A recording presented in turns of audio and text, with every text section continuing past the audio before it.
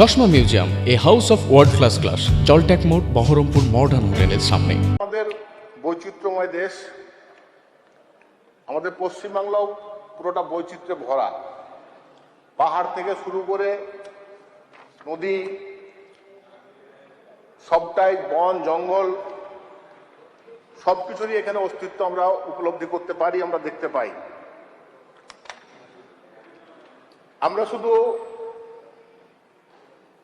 নর্থবেঙ্গলের উপর বেশি ফোকাস আমরা দিই, এটাও ঠিক যে যারা ভ্রমণ পিপাসু আর কি, পাহাড় আমাদেরকে টানে, পাশাপাশি অনেক সৌন্দর্য সেখানে আছে। সেখানে কিন্তু আমরা যারা ভ্রমণ পিপাসু তারা কিন্তু উত্তরবঙ্গের উপর অনেকটাই নির্ভরশীল। তার পাশাপাশি আমরা যারা ইতিহাস প্রেমী, যারা এখনো ইতিহাসটাকে আমরা বাঁচিয়ে রাখি, তার মধ্যে মুর্শিদাবাদ অন্যতম এক জেলা। সেই জেলায় কিন্তু নবাবদের জেলা, মুর্শিদাবাদের ট্যুরিজম সম্পূর্ণটাই কিন্তু ইতিহাস নির্ভর। এবং তার পাশাপাশি আমার যে বিধানসভা, সেই ভগবাংলা বিধানসভা নবাবী ইতিহাসের চেয়েও পুরনো ইতিহাসের অনেক রসদ রয়েছে স্যার। এখানে আমার সেই ভগবানগোলা বিধানসভায় এক সময় একটি গ্রাম ছিল তেলিয়া বুধুরি, বর্তমানে সেটা ভূধর কিসমত বলে পরিচিত। সেখানে আমাদের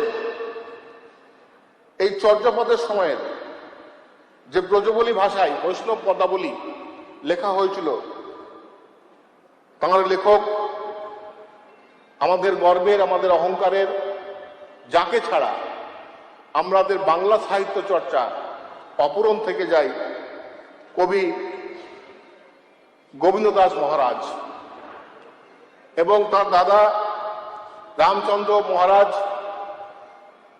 সেই গ্রামে জন্মগ্রহণ করেছিলেন। আমি আপনার মাধ্যমে সংশ্লিষ্ট দপ্তরের যিনি মন্ত্রী আছেন তার দৃষ্টি আকর্ষণ করছি এবং তার ভিটে আমি চাইব যে পশ্চিমবঙ্গ সরকারের সেই ভিটেটাকে সংরক্ষিত করুক এবং যারা এবং এটাকে হেরিটেজ হিসেবে ঘোষণা করুক। এবং যারা ভ্রমণ পিপাসু আছে, বিশেষ করে যারা ইতিহাসবিদ, তাদের কাছে এটাও কিন্তু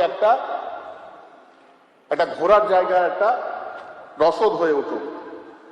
তার পাশাপাশি বৈষ্ণব ধর্মাবলম্বী মানুষদের কাছে যে সমস্ত শ্রীপাঠ আছে, তার মধ্যে ভগবানগোলায় অন্যতম শ্রীপাঠ আছে, সেটাও কিন্তু একটুখানি দায়িত্ব সহকারে সে শ্রীপাঠটি রক্ষণাবেক্ষণের দায়িত্ব সংশ্লিষ্ট দপ্তরকে আমি অনুরোধ করছি। তার পাশাপাশি আমার বিধানসভায় নন্দনপুরের একটা পোড়ামাটি মন্দির আছে, যেখানে বাংলার প্রাচীন স্থাপত্য শৈলীর দুটো পোড়ামাটির মন্দির, সেই মন্দির দুটোকে সংরক্ষণ এবং তার ইতিহাস পুনরুদ্ধার করলে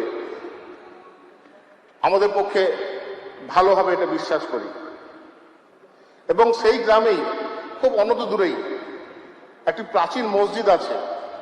সেই মসজিদটির প্রবেশদ্বারে যে ফলক, সেই ফলক অনুযায়ী সেই মসজিদটি হাজারদুয়ারির থেকেও পুরনো, কিন্তু তার ইতিহাস সেটাও কিন্তু একটা ট্যুরিজমের কাছে একটা বড় উপাদান বলে মনে করছি আমি।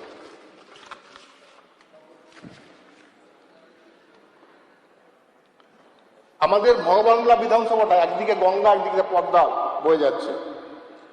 আমরা অনেকেই জানি যে একটা সময়ে এই ভগবাংলা 2 ব্লক অনেকটা অংশই পদ্মার ভাঙনে অনেকটা নষ্ট হয়ে গেছিল এবং পদ্মার গতিপথ বারবার পরিবর্তিত হওয়ায় নদী ভাঙনে এই জনপদগুলি নদীর চরে পরিণত হয়েছে।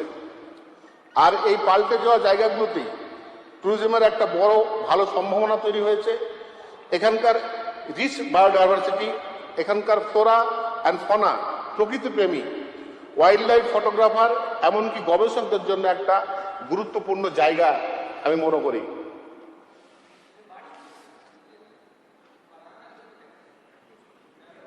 মাননীয় স্পিকার মহোদয়, এখানে সব থেকে বড় দুটো চর এলাকা আছে। সেই চর এলাকা দুটি হচ্ছে একটা টিকলি চর, একটা নির্মল চর। যে জায়গা দুটিতে রাজ্যের বিভিন্ন প্রান্তের যারা পাখি প্রেমী তাদের কাছে খুবই পরিচিত এই নাম।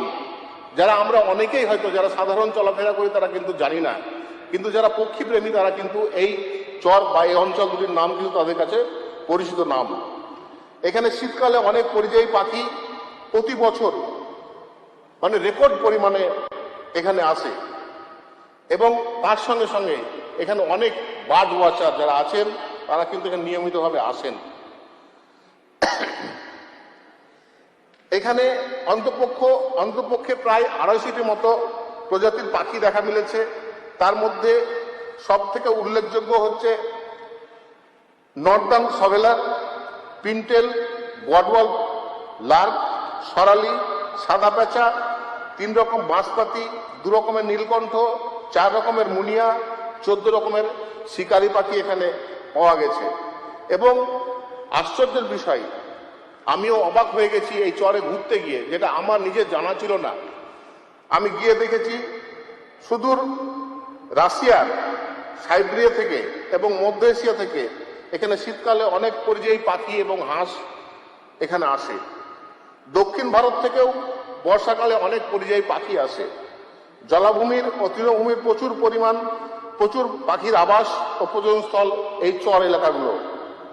রিটার্ন মাইগ্রেশনের সময় উপকূলের পাখিরা এই টিকলি চর এবং নির্মল চরে বিশ্রাম নেয়।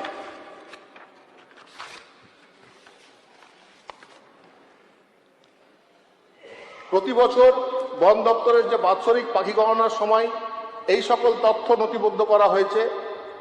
ইবার্ড নামের একটি আন্তর্জাতিক সংস্থা, তারপরে 2টো স্বেচ্ছাসেবী সংস্থা, একটা বার্ড ওয়াচার সোসাইটি এবং হিল, এই 2টো সংস্থা মিলে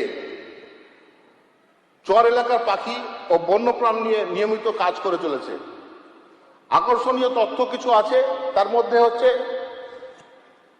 এই বছর এখানে 5 ফুট উঁচু আর ডানা মেললে প্রায় 7.5 ফুট চওড়া এমন একটি বিরল পাখির সন্ধান মিলেছে, যা গোটা রাজ্যে আনুমানিক হাতে গোনা হয়তো আর মাত্র 10-12টি আছে। এই পাখির ছবিটি আনন্দবাজার পত্রিকাতেও কিন্তু ছেপেছিল।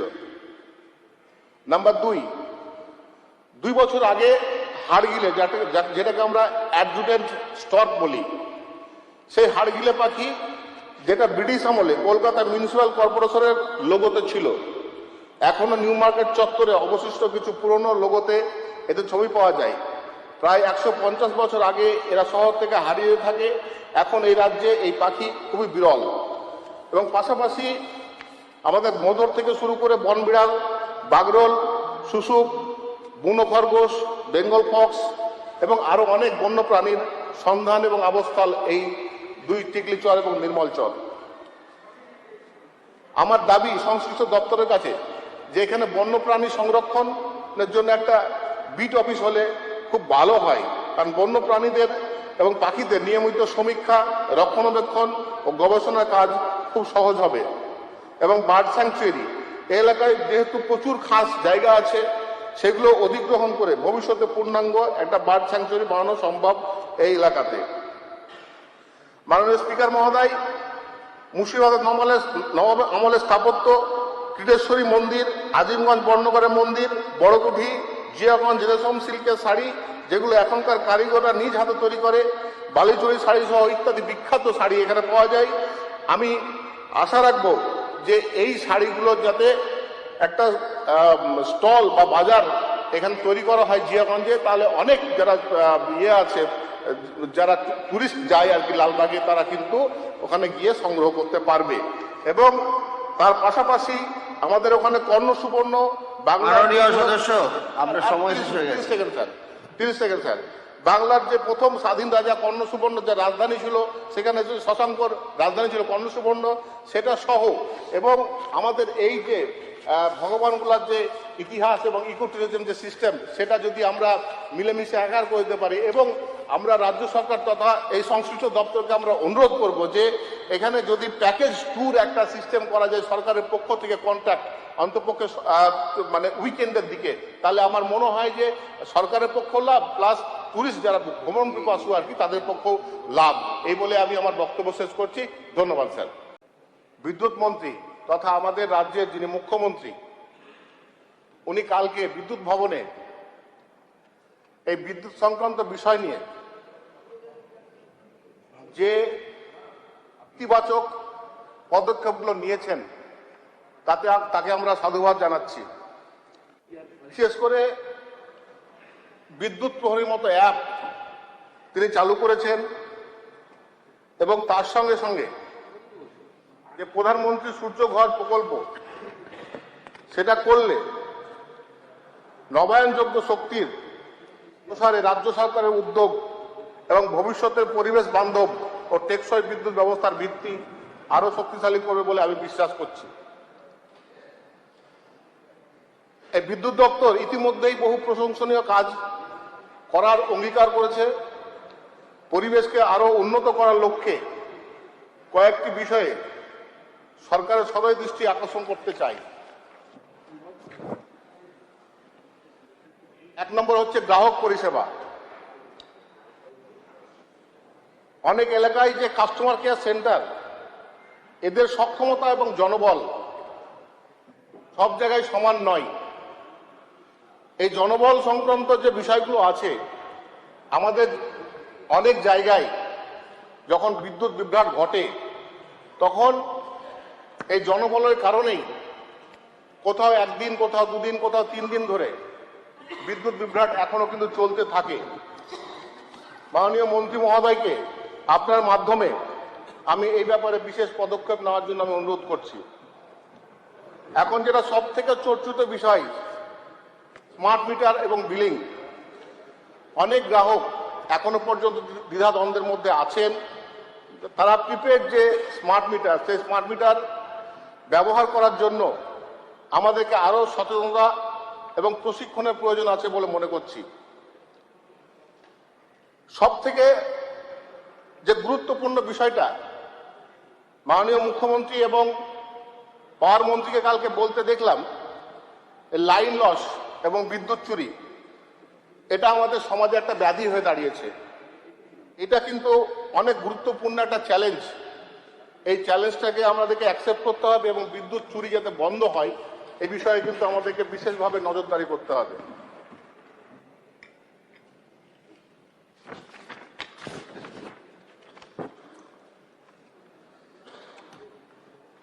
ডিটিআর, ডিস্ট্রিবিউশন ট্রান্সফরমার যেগুলো আছে, এখানে দেখা যাচ্ছে যে আজকে সবকিছুর সঙ্গে সঙ্গে জনবসতি থেকে শুরু করে, কৃষিকার্য থেকে শুরু করে, শিল্প থেকে শুরু করে যখন পাওয়ার লোড বাড়ছে তখন সেই পুরনো যে ট্রান্সফরমার, সেই ট্রান্সফরমারগুলোকে একটু বেশি ক্ষমতা সম্পন্ন ট্রান্সফরমার করা অতি আবশ্যকীয় প্রয়োজন। এবং আমার যে ভগবানগোলা যে কেন্দ্র, সেই কেন্দ্রে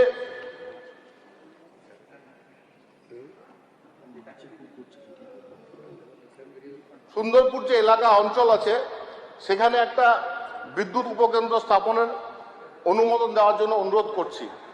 তার থেকে ভোল্টেজের যে মানোন্নয়ন, ফিডারের উপর চাপ, এলাকার আর্থসামাজিক উন্নয়ন আরো ত্বরান্বিত হবে।